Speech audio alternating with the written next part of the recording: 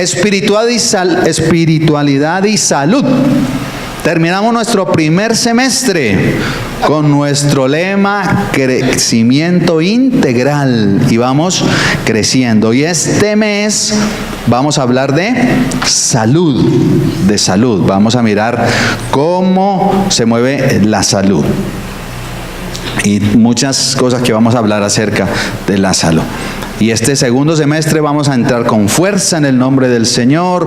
Algunas metas que por causa de la enfermedad no se cumplieron, vamos a cumplirlas en el nombre de Jesús y vamos a estar fortalecidos en el Señor. Amén. Bien, la Organización Mundial de la Salud dice que la salud tiene que ver con todas esas cosas que ustedes ven allí, que tiene que ver con la cultura, que tiene que ver con las normas, que tiene que ver con los valores que las personas tienen, que tiene que ver con algunas inquietudes y con las expectativas que la misma gente tiene acerca de su salud. Quiere decir que el ser está rodeado de muchas cosas. O sea, en la salud juegan muchas cosas. Yo me he preguntado qué pasó conmigo, porque eso es natural que uno pregunte, ¿qué pasó? Me descuidé, entonces hago un checklist, ¿sería que me descuidé? No, pero yo me hacía mis exámenes, iba juiciosamente donde el colega. ¿Qué pasó? Y a veces no encontramos la respuesta específica. Lo que sí sé es que a través de todo esto que me ha pasado he crecido.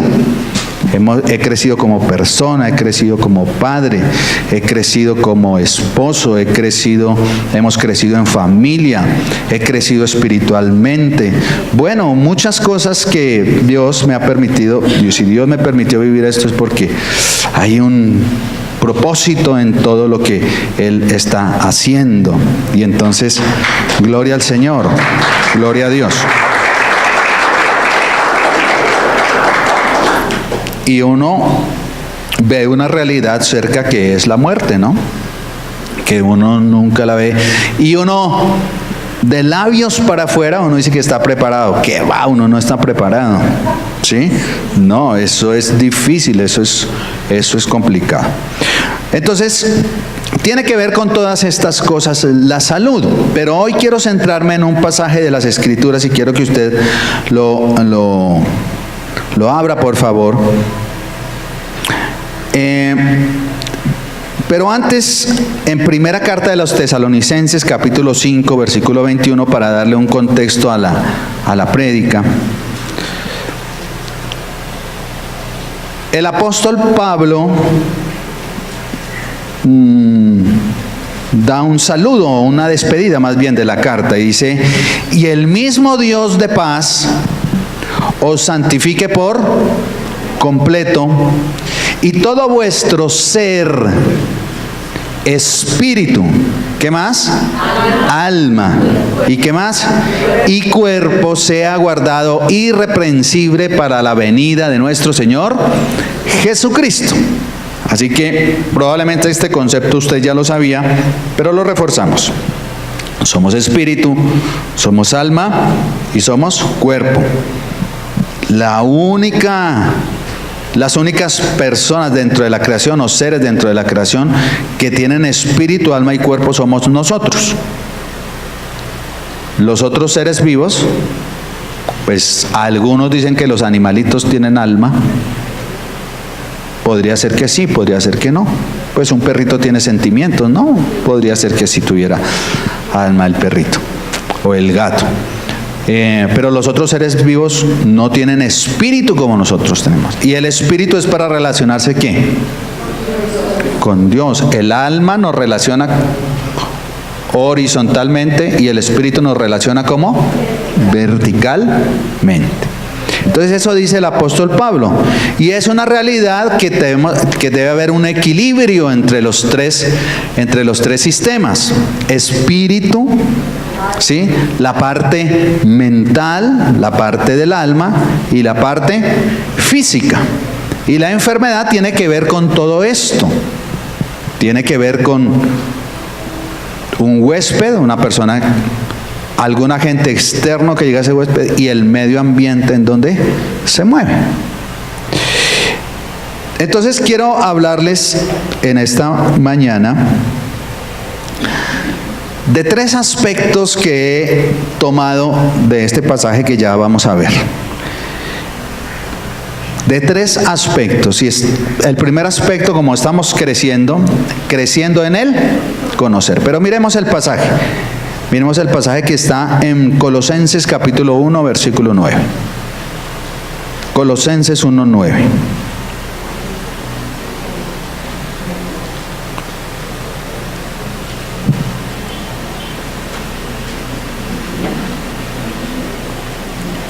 Colosenses 1, 9.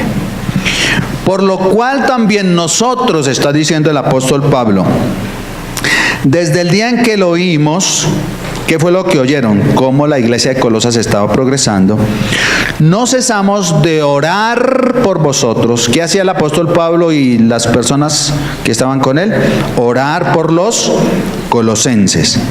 Y de pedir varias cosas. Estaba pidiendo el apóstol Pablo. Número 1, que seáis llenos del conocimiento y de su voluntad en toda sabiduría. Eso es lo primero que pide el apóstol Pablo, que seáis llenos del conocimiento de su voluntad en toda sabiduría, en toda sabiduría. Y el apóstol Pablo en Colosenses 3:10 lo refuerza, o más bien da el método para poder lograr que la gente sea llena del conocimiento de su voluntad en toda sabiduría. Y entonces en Colosenses 3:10 dice, y revestíos del nuevo, o sea, dejen atrás el viejo hombre y revístanse del nuevo, el cual conforme a la imagen que lo creó se va renovando. Y la clave ahí, se va renovando, ¿hasta qué? Hasta el conocimiento pleno. O sea que ambos pasajes, Colosenses 1:9 y Colosenses 3:10, están hablando de el conocimiento. Pero ¿cómo adquirimos el conocimiento? Nos vamos renovando cada día. Y tal vez lo que aprendiste ayer, tienes que desaprenderlo para volver a aprender, dicen los pedagogos. Y los pedagogos en toda la gama de teorías que hay acerca ahora del aprendizaje, pues todos se basan en que tenemos que saber hacer y saber ser. Esas 3 cosas. Saber, o sea, conocimiento, conocer, ¿sí? Hacer, pero también ser. Y a los muchachos se les está trabajando en todo eso. A veces en el ser es donde hay mayores dificultades. Pero eso es lo que dice el apóstol Pablo. ¿Y qué hace entonces un cerebro? Un cerebro se satura de pensamientos. ¿Cuántos pensamientos tenemos al día? Aproximadamente 90,000 pensamientos. 90,000 pensamientos. De esos 90,000 pensamientos, más del 90% son juicios de valor. O sea, nosotros pensamos y emitimos un juicio de valor, bien sea negativo o positivo, sobre una acción, sobre una persona, sobre un objeto, etc. Entonces, yo puedo ir por el centro comercial y pienso, esos zapatos están bonitos. Ya emití un juicio de valor, los zapatos son bonitos. No, pero están fuera de mi alcance, porque están muy costosos. Entonces, ¿sí? O sobre una persona, o viene una persona y digo, de esa muchacha tan bonita, o esa señora que no sabe combinar los colores, mire qué le pasó. Entonces, todo el tiempo que estamos pensando, estamos emitiendo juicios de valor. Pero lo que el apóstol Pablo dice es que pensemos bien, Dice, en todo lo que es bueno, en todo lo que es agradable, en todo lo que es perfecto, en todo lo que es de buen nombre, en eso que piensen en lo que es bueno, ¿sí?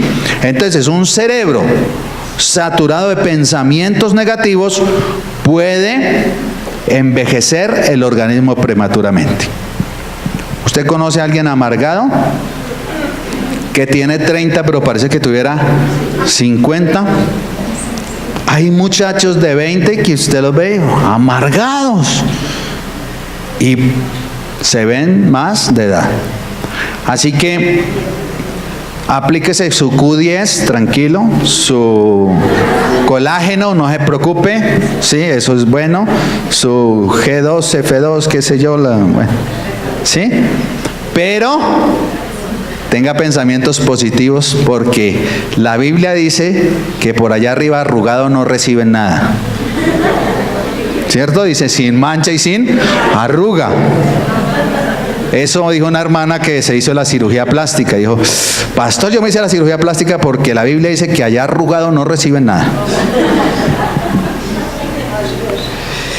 Ningún medicamento podrá curar jamás un espíritu que está roído por la amargura, por la tristeza, por el rencor. Solamente los pensamientos constructivos podrán restablecer nuestra salud. Perdone, deje el rencor, tenga pensamientos positivos acerca de la gente, de la vida.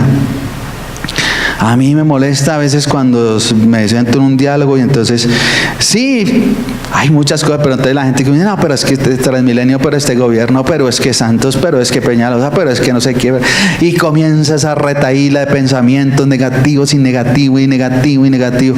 Por eso yo les dije, yo noticias casi no veo. La gente me dice, ay, usted supo, ay, doctor, supo de la mamá que mandó el niño desde el cuarto piso. Le dije, no, ay, sí que no. ¿Qué tal? Que no sé qué. No, ay, todo es negativo. Entonces prefiero pensar en lo positivo. Prefiero pensar que Colombia será un país de paz renovado por el amor de Jesucristo, que la paz vendrá, que no habrá más diferencias. Oh, gloria al Señor. Prefiero pensar eso, ¿sí? Prefiero pensar que mi hijo se convertirá al Señor, que vendrá a la iglesia, que será renovado por el poder de su Espíritu Santo. Prefiero pensar esas cosas y no pensar tanto en negativo. Y pensar positivo no es que yo diga y piense, oh, en positivo, en positivo. No, es que piense de acuerdo a lo que dice la palabra, ¿sí? Porque por ahí hay algunos animadores, ¿sí? De que piense positivo y no sé qué, y diga y repita varias veces. No, ese no es el asunto. El asunto es que mi cerebro se llene de la palabra del Señor y de pensamientos positivos de acuerdo a lo que dice la palabra. Entonces, ¿cómo crecemos en el conocimiento? Pues a través de la palabra, pero también a través de la lectura.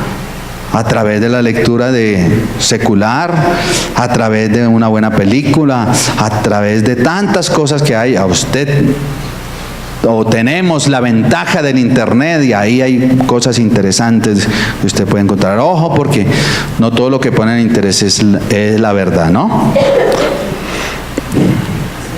Mi esposa tuvimos una discusión ahí, pero el internet dice que tal hierba es buena. Yo le dije, sí, puede decirlo el internet, pero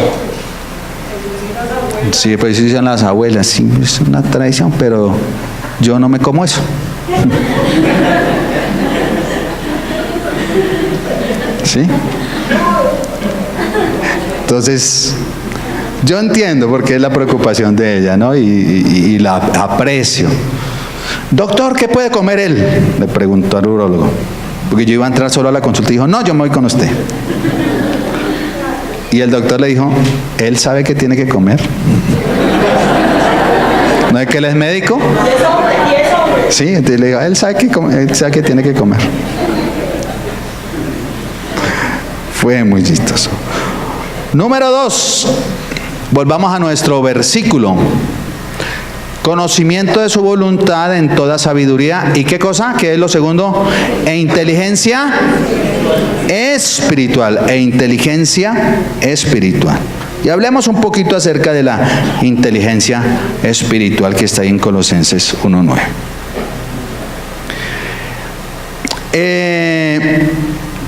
El autor de las inteligencias múltiples, Howard Gardner, descrestó al mundo de la pedagogía diciendo que las personas tienen múltiples inteligencias. O sea que tenemos inteligencias verbal o lingüística, la gente que se expresa bien, ¿sí?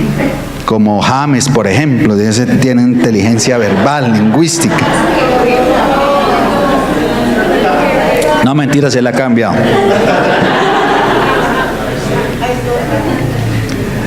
Otros que tienen una inteligencia lógico-matemática, ¿sí?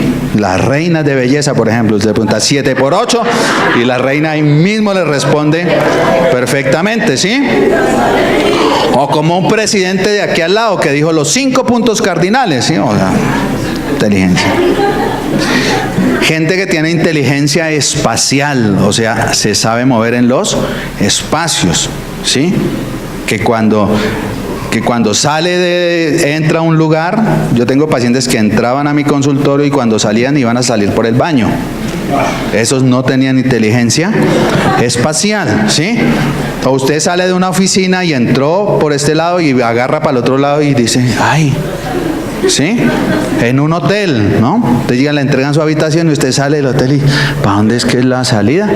Entonces ahí falta inteligencia espacial. Inteligencia musical.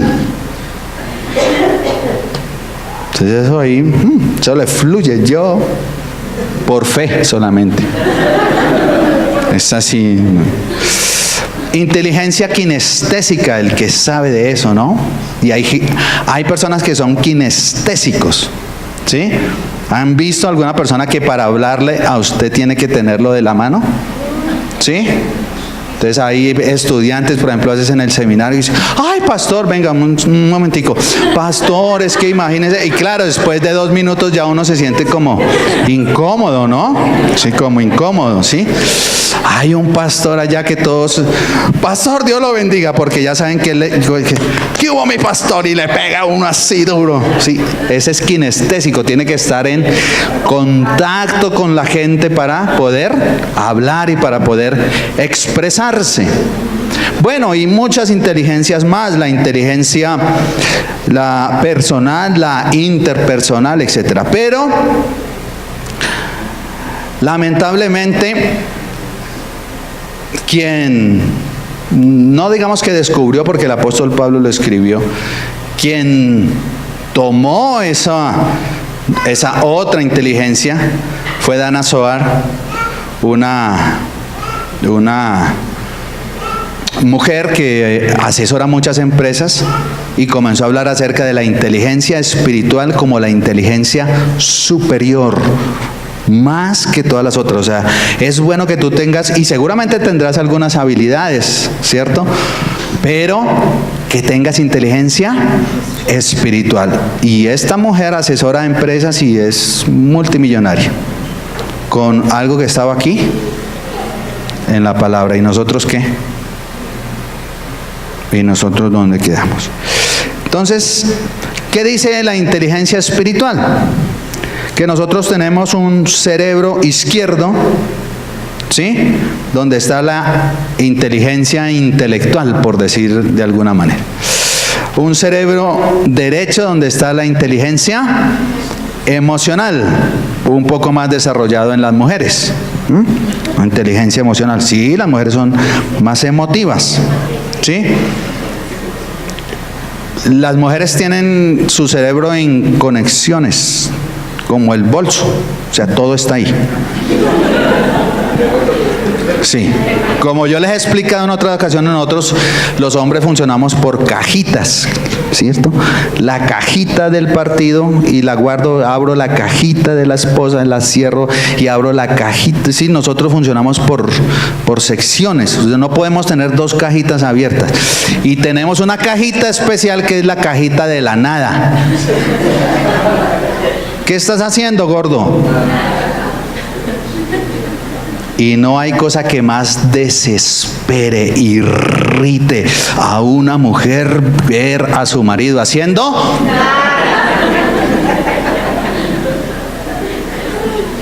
no puede ser, para allá eso es imposible, ¿cierto? O sea, nada, como así, nada. O sea, no, eso es como ponerle electricidad.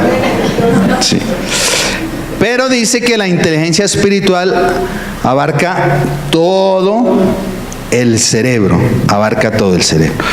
Y hay algunos estudios bien interesantes que alguna vez hace muchos años se los presenté, pero que quiero retomarlos aquí rápidamente.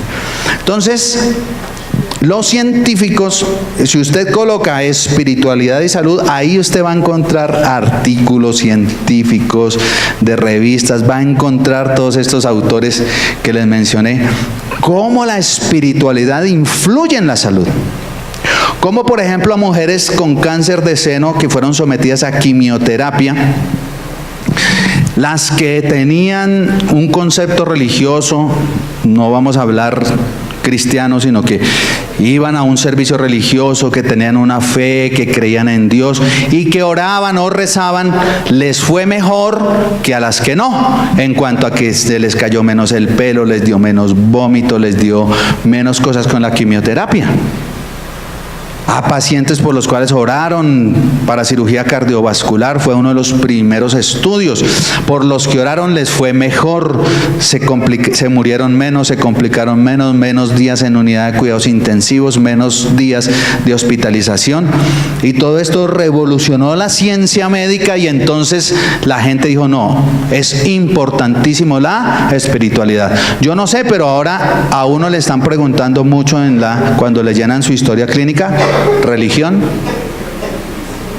Yo no sé si a usted se lo han preguntado, pero le preguntan sí, nombre, apellido, sexo y religión. Entonces, la oración, ¿qué hace la oración?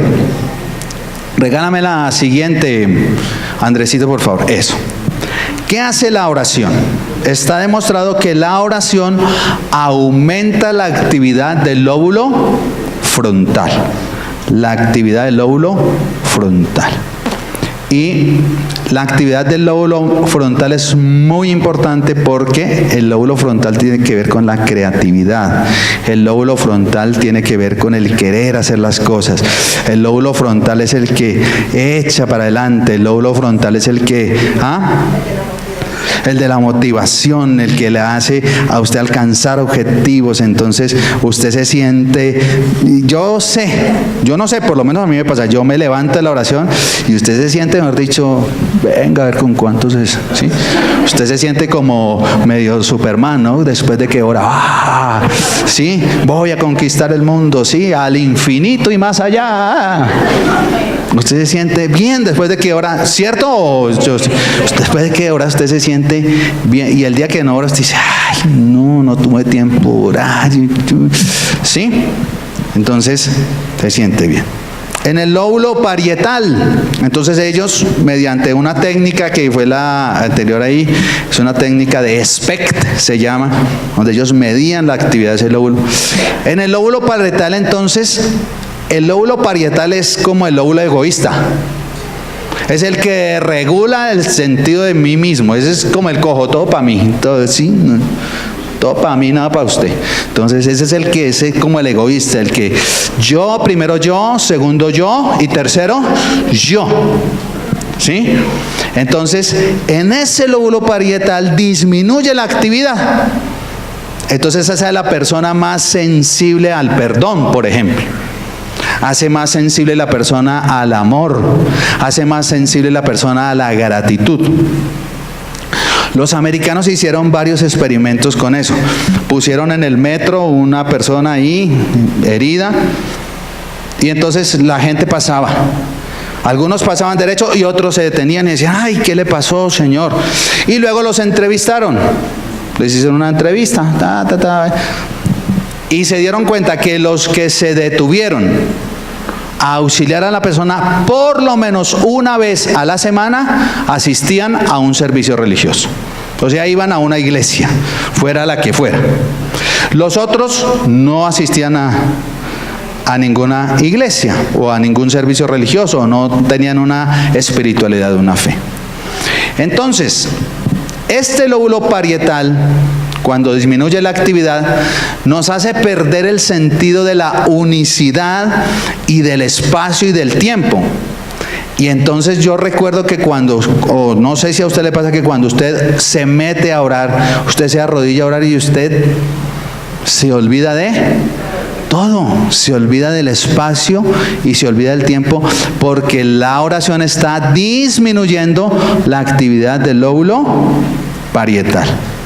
Entonces, eso lo hace más sensible a usted a un interés personal y propio. Entonces, las personas que oran tienen más, se despreocupan, por decir así, del ego.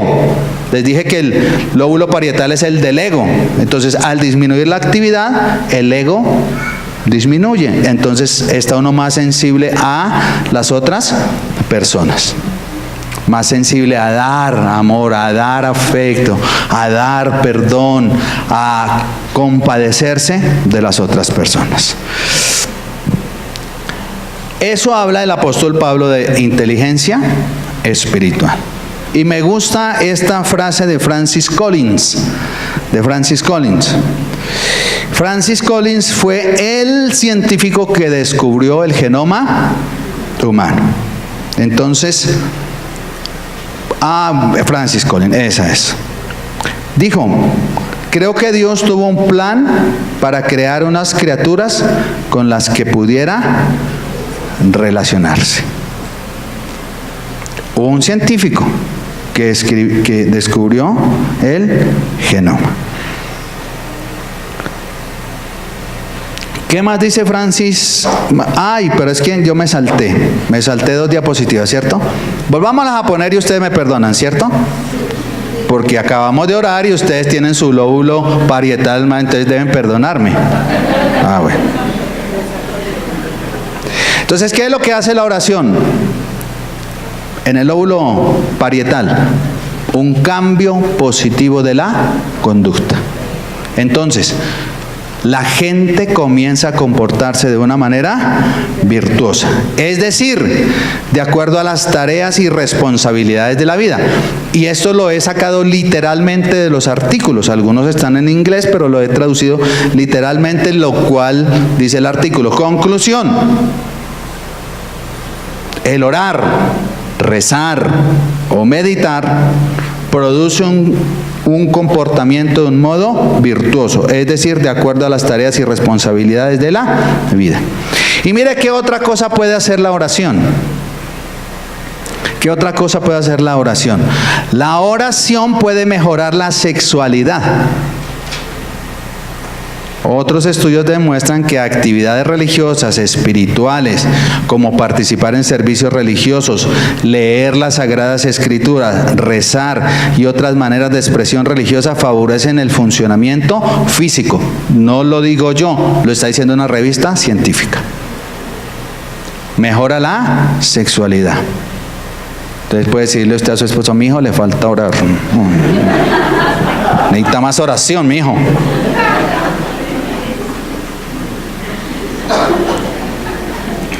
La oración fortalece el sistema inmunológico.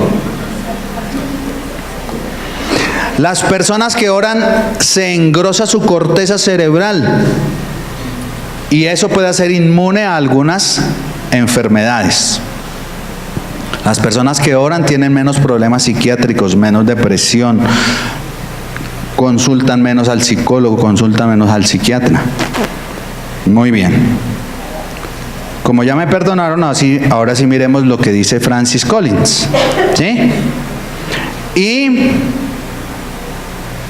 dijo otra frase: para mí, En mi creencia cristiana, la oración no es una oportunidad de manipular a Dios para que haga lo que nosotros queremos, dice él.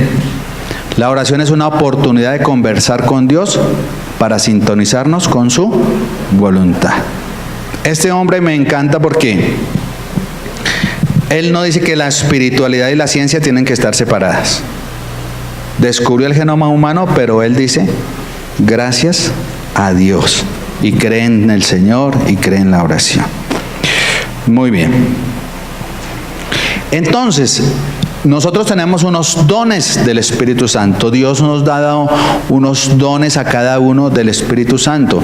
A uno el don de consejería, a otro el de exhortación, a otro el de servicio, a otro el de amor. Diferentes dones nos ha dado Dios. ¿Para qué están dados los dones del Espíritu Santo? Para convertir la iglesia en una comunidad terapéutica. Amados, no hay una iglesia perfecta. Lamentablemente no hay iglesias perfectas. Todas las iglesias tenemos defectos, ¿sí?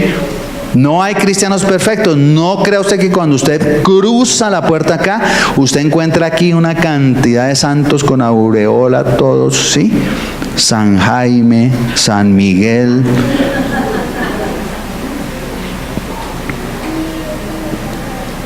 Santa Jamie, no somos santos, somos personas de carne y hueso, y a veces usted viene bejuco aquí al culto y a veces usted le contesta mal a otra persona, ¿sí? Y a veces usted no pudo venir hace 8 días por algún motivo y llega y alguien por saludarlo en su mejor momento le dice, uy, pero qué milagro que viene, entonces usted se enoja con esa persona. Porque tenemos un trato entre personas y tratar personas no es fácil, ¿sí? Entonces, no somos santos. Esta es una comunidad, ¿qué? Terapéutica. Y una comunidad terapéutica hace uso de los dones para sanarnos. A veces yo comparo la iglesia con un hospital, ¿no? Donde hay unos más enfermitos, otros no, otros ya están de salida de la enfermedad, otros están en UCI. Pero entre todos, ¿sí? Porque ese es el propósito central de los dones, edificar la iglesia. ¿Y para qué Dios nos dio dones a todos? ¿Cierto? Para la edificación espiritual de todo el cuerpo, porque el apóstol Pablo magistralmente describió la iglesia como un cuerpo. Dijo, unos son nariz, otros son orejas, otros son dedo gordo, pero todos funcionan como un cuerpo. Así que si un don espiritual es ejercido sin amor, ¿sí? Sin amor, entonces será como címbalo que retiñe, o sea, que suena, que no suena. Muy bien. Número 3, sigamos viendo nuestro Colosenses. Número 3. Para que andéis como es digno del Señor. Número 1, agradándole en todo. Número 2, llevando fruto en toda buena obra y creciendo en el conocimiento de Dios. Entonces, creciendo en el hacer. Ya vimos cómo el versículo nos decía, para crecer en el ser, para crecer en el saber, en el conocimiento, pero ahora lo que el apóstol Pablo está diciendo, también es importante crecer en el hacer, en el llevar fruto, en el dar testimonio, a pesar de que uno se calienta jugando fútbol, porque soy jugador de fútbol y sé que no se calienta jugando fútbol, hay que guardar el testimonio, a pesar de que usted se calienta haciendo una fila de un banco, a pesar de que usted se calienta cuando no lo dirigen adecuadamente. Dígame ahora en estas cosas que he tenido que pasar. Señorita, necesito, por favor, que me envíen el resumen de la historia. Sí, señor, le digo, ¿qué papeles tengo que adjuntar? No, señor, solamente escriba este correo y pide la copia de la historia. Muchas gracias.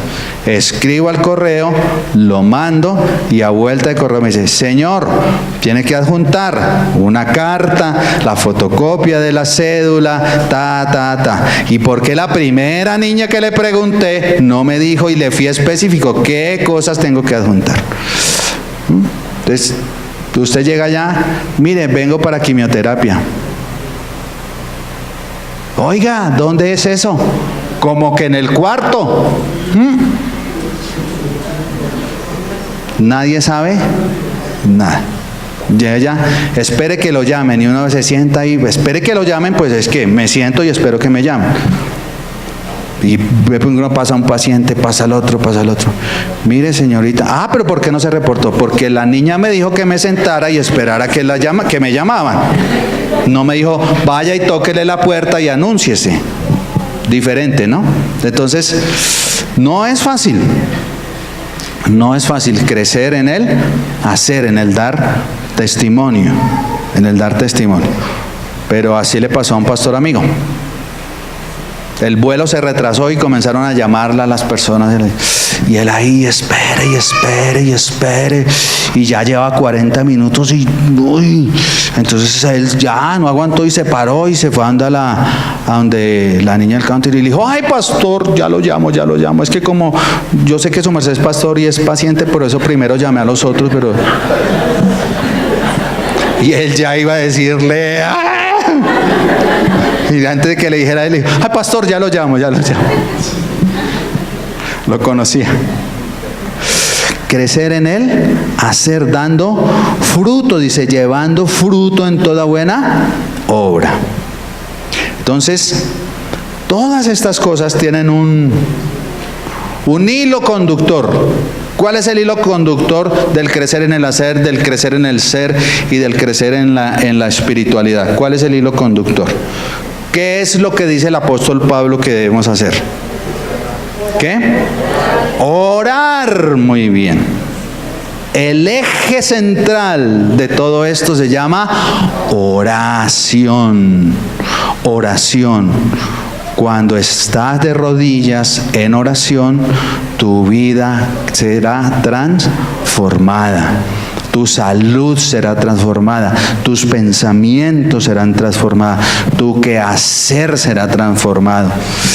¿Estás que le pegas al jefe? Métete al baño y ora 5 minutos y te vas a dar cuenta que vas a salir de una manera diferente para dar testimonio. Múltiples testimonios tenemos yo. Una hermana que se fue para los Estados Unidos y se fue a cuidar a una abuelita y la viejita, una millonaria, la trataba y ella le servía. No, ninguna persona se había aguantado la abuelita, nadie se la había aguantado porque la trataba mal, la humillaba, ¿no? Y ella siguió ahí y oraba cada día y seguía con la viejita y la trataba bien y le decía cosas bonitas y le servía y le cambiaba el pañal y a veces le tiraba la comida y ella volvía y le hacía y le daba. Un día la abuelita esa fue transformada por el poder de la oración. Y cuando ya estaba para morir le dejó un buen dinero. Dijo, usted ha sido la única persona y le hablaba de Cristo y no, esa abuelita eso se rebotaba, eso decía que... El poder de la oración, mis amados, el poder de la oración derriba fortalezas. Indudablemente que yo, como les dije al principio, no he entendido todavía el propósito, no he logrado, pero hay un ataque satánico contra mi vida, eso pude percibir, y entonces he tenido que fortalecerme en oración, porque no le hallo más causas a esto. Un ataque del diablo por desestabilizar la obra, la familia, la iglesia, pero vas a salir como perro con el rabo entre las piernas, si es que tiene rabo, yo no sé, sí, saldrá como rabo, como con el rabo entre las piernas, Porque lo que hizo esta prueba fue fortalecerme en el Señor. Amén. Póngase sobre sus pies.